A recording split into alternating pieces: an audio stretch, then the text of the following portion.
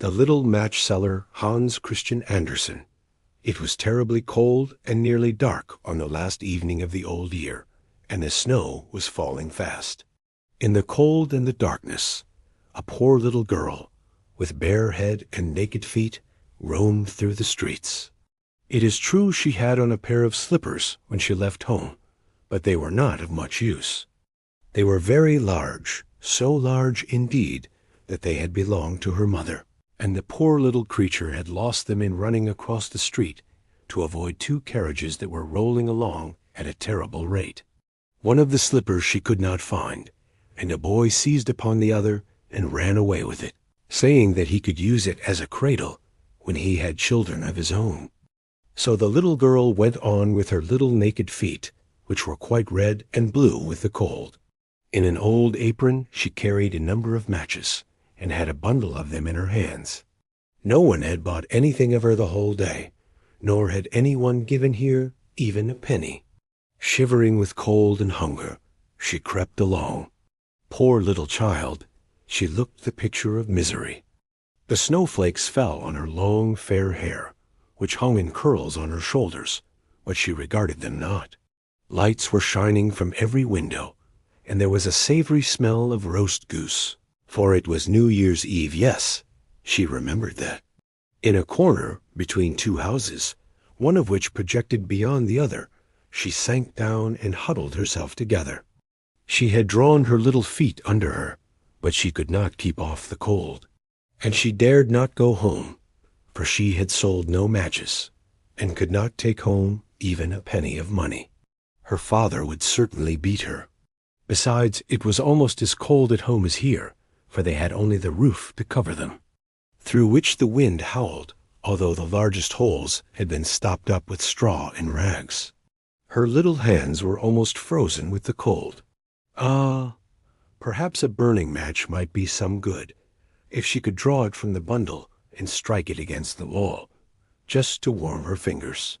She drew one out, scratch! How it sputtered as it burnt! It gave a warm, bright light, like a little candle, as she held her hand over it. It was really a wonderful light.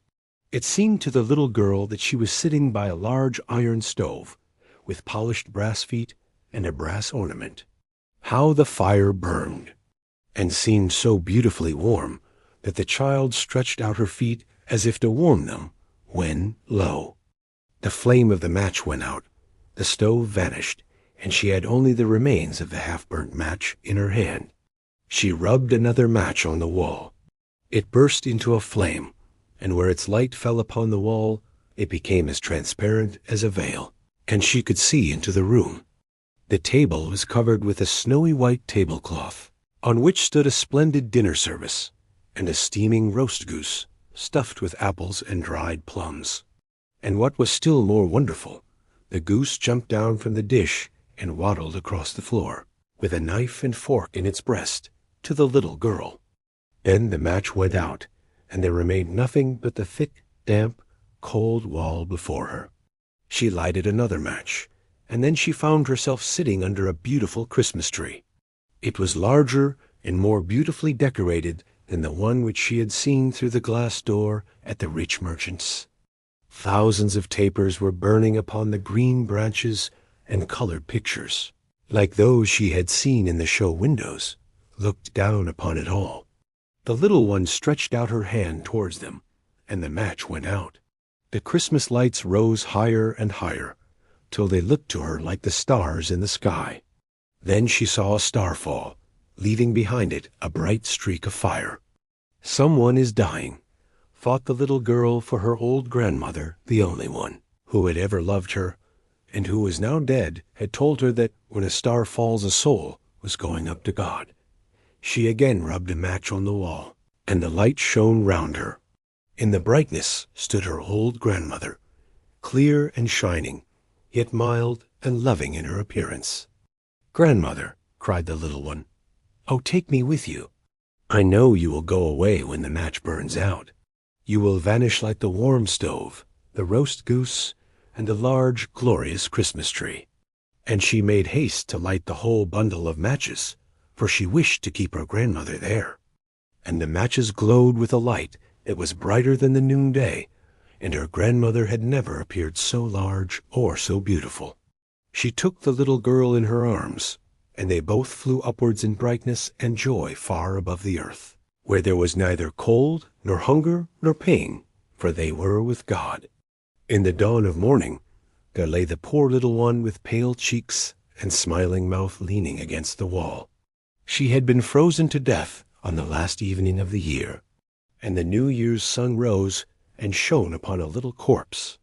The child still sat, in the stiffness of death, holding the matches in her hand, one bundle of which was burnt. She tried to warm herself, said some.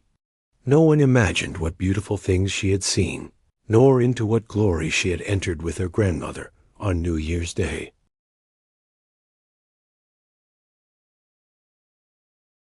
And that concludes our tale. We hope you enjoyed this journey into the whimsical world of storytelling. If you love this story and want to hear more, don't forget to give this video a thumbs up and hit that subscribe button. Join us here at Sienna Bliss World for more enchanting fairy tales and magical adventures. And remember to ring the notification bell so you never miss a new story. Thank you for listening, and until next time, keep dreaming and believing in the magic of stories. See you in the next adventure.